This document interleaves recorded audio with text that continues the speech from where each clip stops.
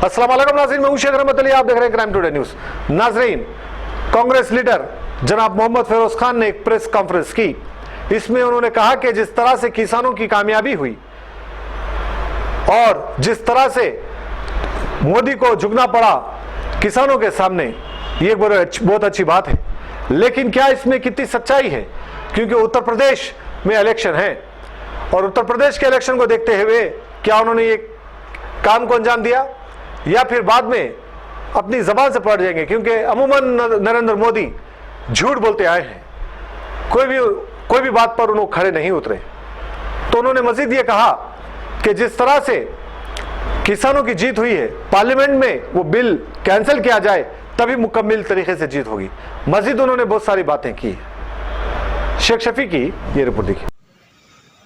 आज का जो मेरा प्रेस कॉन्फ्रेंस है,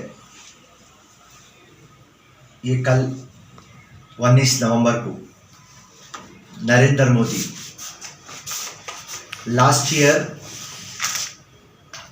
सितंबर 17 से 20 तारीख पार्लियामेंट में और राज्यसभा में फार्मर्स बिल इंट्रोड्यूस किए। और जैसा फार्मर्स बिल इंट्रोड्यूस करे, पहला शख्स जो पार्लियामेंट के अंदर और पार्लियामेंट के बाहर जो आवाज उठाया वो राहुल गांधी। इमीडिएट सोनिया गांधी जी का मैसेज आया तमाम हिंदुस्तान के कांग्रेस वर्कर्स को, लीडर्स को, कि आप ये बिल को अपोज करो। ये जो बिल नरेंद्र मोदी लाए हैं ये कॉन्स्टिट्यूशन के खिलाफ है, डेमोक्रेसी के खिलाफ है, ये फार्मर्स के खिलाफ है। और ये बिल जो उन्होंने लाए ये सिर्फ कॉर्पोरेट कंपनियों को सपोर्ट करने के लिए ये एक ब्लैक लॉ लेके आए। और उस दिन राहुल गांधी जी पार्लियामेंट के बाहर प्रेस कॉन्फ्रेंस में दावा कर दिए थे कि किसी भी हालत पे हम ये बिल को वापस लेंगे और इतना एहतजाज करेंगे कि आप मजबूर हो जाएंगे नरेंद्र मोदी जी। और मैं आपको हिस्ट्री में जाना चाहता हूं, जब 17 से 20 सितंबर 2020 को यह बिल इंट्रोड्यूस करे, उसके बाद में पहला एजिटेशन जो हुआ वो 24 सितंबर को रेल रोको कार्यक्रम हुआ पंजाब में। हमारे जब मुख्यमंत्री थे वहां के अमरिंदर जी, और उनको सोनिया गांधी और राहुल गांधी के इंस्ट्रक्शन पे, क्योंकि सबसे ज्यादा अगर से फार्मर्स हिंदुस्तान में कहीं हैं तो वो पंजाब में है, सोनिया गांधी का इमीडिएटली मैसेज आया जी मत है वहां पे आप ये बिल को अमल नहीं करना, फार्मर्स के सपोर्ट में आप हट जाओ। फिर उसके बाद में 26 जनवरी हुई, आप इलेक्ट्रॉनिक मीडिया, प्रिंट मीडिया में देखे लाल किले का किस्सा। उसके बाद वायलेंस जो हुआ, उसके बाद में पुलिस जो केसेस बुक करे, कॉन्स्पिरेसी के केसेस, हेट के केसेस, सेडेक्शन के केसेस, पूरे केसा फार्मर्स पे बुक हुए। और तमाम ये 1 साल से चल रहा है मामला, और 1 साल के अंदर फार्मर्स एहतजाज कर रहे थे और इसके अंदर 600 से ज्यादा फार्मर्स मर गए। और उसके बाद में नरेंद्र मोदी जी आकर कल गुरु नानक जी की बर्थडे है बोल के, मेरे को माफ कर दो, मैं आपको नहीं समझा सका, हमारे में क्षमता कम है, मैं तो फार्मर्स का भला चाहता हूं बोल के फार्मर्स को, मित्रों, मेरे भाइयों, तो मैं बताना चाह रहा हूं कि आज जीते कौन? आज फार्मर्स जीते, अपोजिशन जीता, और अपोजिशन का मैन ऑफ द मैच कौन है? कांग्रेस पार्टी, राहुल गांधी। हारा कौन? बीजेपी हारा, नरेंद्र मोदी हारा, कॉर्पोरेट कंपनियां हारे। और मैं मुबारकबाद देता हूं 62 करोड़ फार्मर्स को। आपको सल्यूट करता हूं, आपके जज्बे को, जो आप डट के बैठे और एक इतिहास रच दिया। और जो ये 600 से ज्यादा फार्मर्स मर गए, वो लोग शहीद। एक्सीडेंट के केस में नहीं आता, ये मर्डर के केस में आता। गवर्नमेंट जिम्मेदारी लेना कैसा हो गया? वो तो आज नरेंद्र मोदी आके मेरे को माफ कर दो। अरे कोई मर्डर करके माफ करता? मर्डर हो गया, माफ कर दो।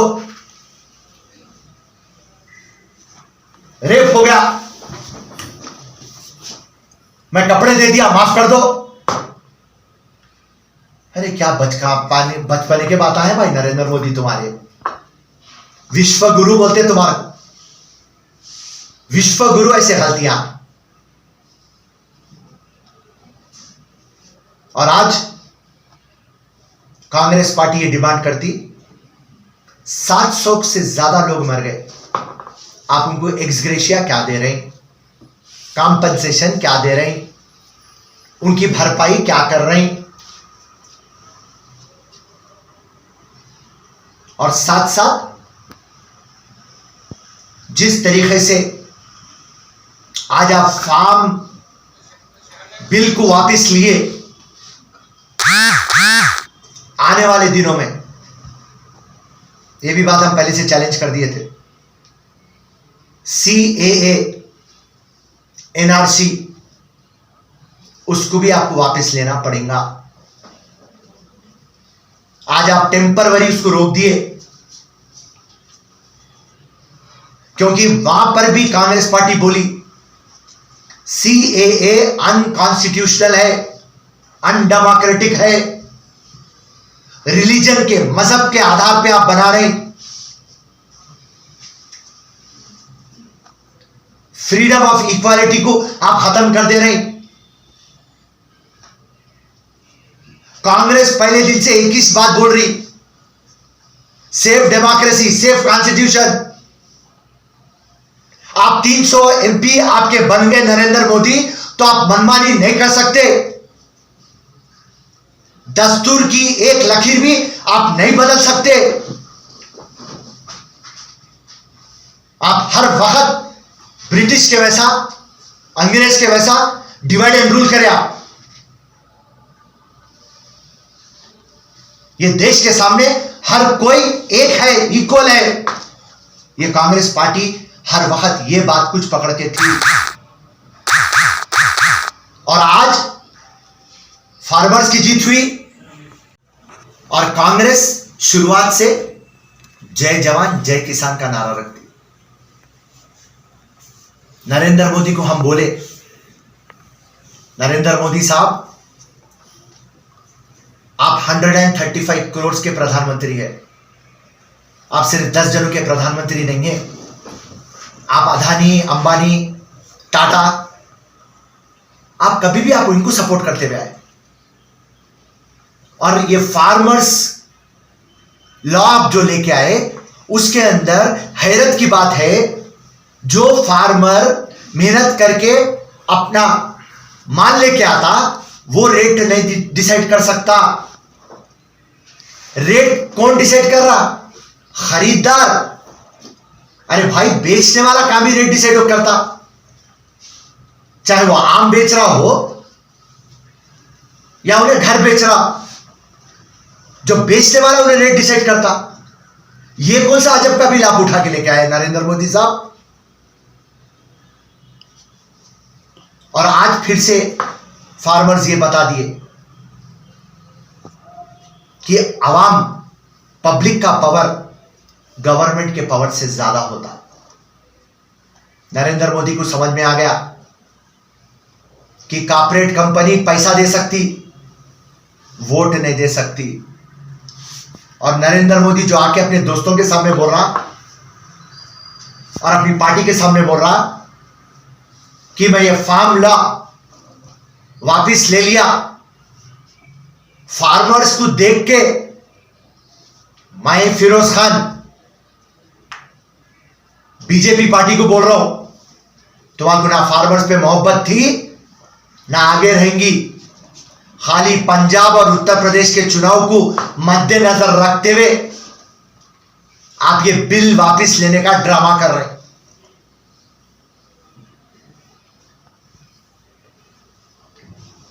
एक साल से 700 से ज्यादा लोग मरे। अगर से एक दो मरे तो बात समझ में आती कि चलो भाई बीजेपी से, नरेंद्र मोदी से एक्सीडेंट हो गया। करोड़ उधार है तेलंगाना, बंगारू तेलंगाना, गोल्डन तेलंगाना, सोने का तेलंगाना बना तो बोल के भिखारी तेलंगाना हाथों में चिपा दे दिया, पीवट तेलंगाना तैयार कर दिया केसीआर। पहले हिसाब देखे तो 2 पैक पीने वाला 1 फुल बॉटल पी रहा, हर किसी को पीना है। आज 12 पबा पार का फायदे में है और कोई भी फायदे में नहीं है साहब। तो केसीआर की नीयत है, मगर केसीआर की गवर्नमेंट के पास पैसा नहीं है। और एक चीज उसने एमएलसी नॉमिनेट किए है और उसमें मुस्लिम एमएलसी का नाम नहीं है, तो इसके ऊपर कुछ बोलेंगे? अरे एक बात बोल रहा हूँ मैं, जितने भी मुसलमान सुन रहे हैं मैं उन लोगों को एक बात पूछ रहा हूँ। अरे भाई केसीआर कब तो भी मुसलमानों के हित में कुछ तो भी करा साहब। 12% वक्फ बोर्ड, नौकरियां, double bedroom, minority finance corporation से लोन, खवातीन को स्किल डेवलपमेंट, उनको लोन, कुछ तो भी मुसलमानों को कहां तो भी डेवलप हुआ। PG, KG to PG, hospital, कहां तो भी कोविड-19 के टाइम पे ताज्जुब की बात, एक खाना की मस्जिद शहीद होती, तामीर नहीं होती। सेक्रेटरिएट के मस्जिदा शहीद होते,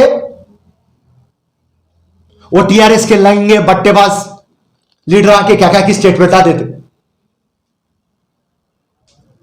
और जो टीआरएस की जमात के साथ और एक मुसलमान पार्टी है, उन्हें भी आवाज नहीं करती। बाबरी मस्जिद का इश्यू था तो बाप बेटे मिलकर 30 साल तक रोटियां सेके सेम चूल्हे पे। आज केसीआर के ऊपर आवाज नहीं करते। ओल्ड सिटी को 7 साल के अंदर मुख्यमंत्री नहीं है। मेट्रो रेलवे के बारे में पूछते नहीं। मूसी साफ क्यों न हो रही, बात नहीं कर सकते। उस्मानिया मल्टी स्पेशलिटी हॉस्पिटल क्यों नहीं बन रहा, बात नहीं कर सकते। मोहरिया ड्रेनेज साफ क्यों नहीं हो रहा, बोल नहीं सकते। क्राइम क्यों बढ़ रहा, पूछ नहीं सकते। मच्छर को नहीं कंट्रोल कर सकता ये केसीआर। तो मुसलमानों को क्या डेवलप करा साहब? आप एमएलसी के अंदर एक मुसलमान, अच्छा मुसलमानों को एमएलसी दिए तो वो एमएलसी क्या उखाड़ा मेरे को ये बोलो? फरीदुद्दीन को दिए उखाड़ा, वो आ गए देखो सिद्दीपेट वाले, क्या नाम है उनका? फारूक हुसैन, वो पापी चाहे उन्होंने कुछ उखाड़ा के साथ चल रहे। नरेंद्र मोदी कौन है? इंटरनेशनल फेंकू। अपना केसीआर कौन है? नेशनल फेंकू। तो अपना इन्हें कौन होगा? असद उनका चेला है ना, तो इन्हें एक रीजनल फेंकू है। तो असदुद्दीन की बात भी कोई लाइट ले ले रहे आजकल। और रही बात महाराष्ट्र के, मैं वक्फ बोर्ड की प्रॉपर्टियां मैं बचाता हूं बोले तो समझ जाओ खत्म कर देता हूं।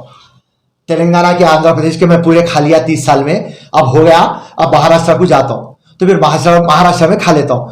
मुसलमानों का नाम लेना, मुसलमानों का बैंड बजाना, बस ये इन लोगों का काम है। बोकस वोटिंग ना करना, डराना, गवर्नमेंटों में रहना, पुलिस फोर्स को यूज करना, मैकेनिज्म करना, बस चुनाव जीतना। और ये दूसरा ये लोगों को नहीं आता साहब। अब आवाम पूरा समझ गए इनके बट्टेबाज कामा। अब उत्तर प्रदेश को गए, कहीं को गए कहते उत्तर प्रदेश, कौन सा ऐसा ओल्ड सिटी को, हैदराबाद को डेवलप करे साहब आप? हाँ, आजू बाजू पूरे जगह डेवलप हो गए। आप पीछे देखिए, hitech city, pharma city, film city, cyber city, हर जगह ओल्ड सिटी देखिए वैसे का वैसा बना हुआ है। तो आपका बोलने का मतलब क्या, वो लोग गए या बीजेपी बुलाई उनको वहाँ पे? 100% बीजेपी के उन्होंने भड़वे है। नहीं, उन्होंने ये भी बोल रहे हैं ना फिरोज भाई कि मैं 2014 में भी नहीं लड़ा, 19 में भी नहीं लड़ा, जब गई हारी, बोल के वो पूछ रहे थे साहब। देखो साहब वो एक लेंथी डिस्कशन है, मगर मेरे को ये बात बोलिए कि अब क्यों जा रहे हैं आप क्या उखाड़ मिल के जा रहे हैं आप खाली रीजनल पार्टीज के वोट ले रहे हैं और आप कांग्रेस के वोट ले रहे हैं। कांग्रेस को जो गिरने वाले दलित वोट्स और कांग्रेस को जो गिरने वाले मुसलमान वोट्स, उसमें आप 1-2% डिवाइड कर देके आप सामने बीजेपी को जिता दे रहे हैं। आप बीजेपी से पैसा ले रहे हैं और आप आराम से फिर रहे हैं। आपके वालिद साहब ऑल इंडिया एमआईएम डाले, मगर यहाँ तक 7 से 8 कॉन्स्टिट्यूएंसीज तक आप रुक गए। असदुद्दीन को बहुत ख्वाहिश थी कि मैं ऑल इंडिया में फिरूं, तो माशाल्लाह जो भी उनकी मोटरसाइकिल है कि उनकी साइकिल है कि या उनका रिक्शा है कि या उनका ऑटो है कि या उनकी फोर्ड जीप है कि जो भी है, गाड़ी में तो फिर रहे हैं। पेट्रोल बीजेपी दला रहा, उनके पेट्रोल के ऊपर मस्त तफरी कर रहे हैं बैंड बजा लेते हुए। ये हकीकत सारे हिंदुस्तान ने, पूरी दुनिया को पता चल गया साहब। सीट एक ही बाय डिफॉल्ट लिख लो आप, बाय डिफॉल्ट एक सीट आती। क्यों, तो वो 20 सीट का दावा कर रहे थे इसके ऊपर। मैं आप मेरे को प्रश्न करें, बाय डिफॉल्ट 1 सीट आती। अब उनकी पार्टी है, उन 200 सीट आती भी बोलते राइट। केसीआर और टीआरएस पार्टी 7 साल में पार्लियामेंट में उनके जितने भी एमपीज थे खामोश, पिन ड्रॉप साइलेंट, मुंह पे उंगलियां लगा के बैठते थे। भजन टीम है उनकी, खाली केसीआर और मोदी अंदर अंदर गाते रहते, ऊपर से केसीआर अंदर से मोदी रहता। अरे मेरे को एक बात बोलो, ये मुख्यमंत्री कब तो भी फार्मर्स के इश्यू के अंदर बात करा, पार्लियामेंट में इनके एमपीज बात करे, कब तो भी धरना करा। आज आप बहुत अच्छा क्वेश्चन करे, कल उन्होंने धरना चौक में बैठे थे, उन्होंने बैठते कि उनका निरंजन रेड्डी, उनका एग्रीकल्चर मिनिस्टर आके बोल रहा केसीआर साहब एक ऐसे तगड़े मुख्यमंत्री है, इंदिरा पार्क के पास धरना चौक के पास बैठते कि नरेंद्र मोदी डर के मान लिया और पूरे फार्मर्स के बिल पीछे ले लिया।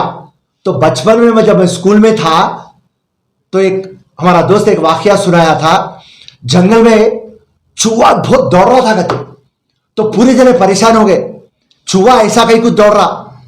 तो एक हिरन मिलके चूहे से पूछी, चूहे कहीं को ऐसा भाग रहा तू? तो चूहा पलट के बोला, शेरनी का रेप हो गया, शेर को मेरे पे डाउट है। तो वो चूहा केसीआर है। मिल गया आपको आंसर? अच्छा, एक छोड़ना, तो केसीआर को पहले से मालूम था क्या कि कल खत्म होने वाला है, बिल उन्हें वापस लेने वाला है? वो मालूम रख के तो नहीं बैठाने कल एक दिन में जो खत्म हो गया? सुनिए, आप केसीआर को कुछ भी नहीं मालूम। केसीआर धरना चौक पे सिर्फ 6,000 करोड़ रुपए खर्चा करे बाद भी इटेला जीत गया, शॉक में है। रेवंत रेड्डी पहले नींद खराब कर दे रहा, फिर यहाँ के इटेला एक फिर दिन का चैन खराब कर दिया। तो एक हमारा रेवंत रेड्डी रात की नींद खराब कर दिया, इटेला दिन का चैन खराब कर दिया।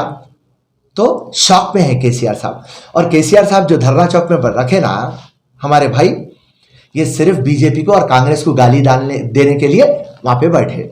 और केसीआर साहब को मैं पूछना चाह रहा हूं, धरना चौक हटा देना, मैं ऐसा मुख्यमंत्री आया, अब स्टेट के अंदर कोई मसले मसाइल नहीं है, मैं बंगारू तेलंगाना बना दे रहा हूं, अभी कोई प्रॉब्लम ही नहीं रहना बोल के ये जो मुख्यमंत्री इतने दावे से करा बात बोला, खाली एक हुजूराबाद का एक चुनाव हारने पे भाई साहब अब धरना चौक के पर बैठे हुए हैं। और मैं आपको एक बात बता दूं, 2 साल या 1.5 साल आप इंतजार करिए, कांग्रेस की हुकूमत आ रही, रेवंत रेड्डी मुख्यमंत्री बन रहा, जैसा धरना चौक पे आप मुख्यमंत्री को देखे ना केसीआर को, इंशाल्लाह एक्स मुख्यमंत्री को आप तिहाड़ जेल में देखेंगे। अभी मैं स्ट्रेट बोल दिया था, यहाँ पे एक मुख्यमंत्री के ईगो और इटेला की सेल्फ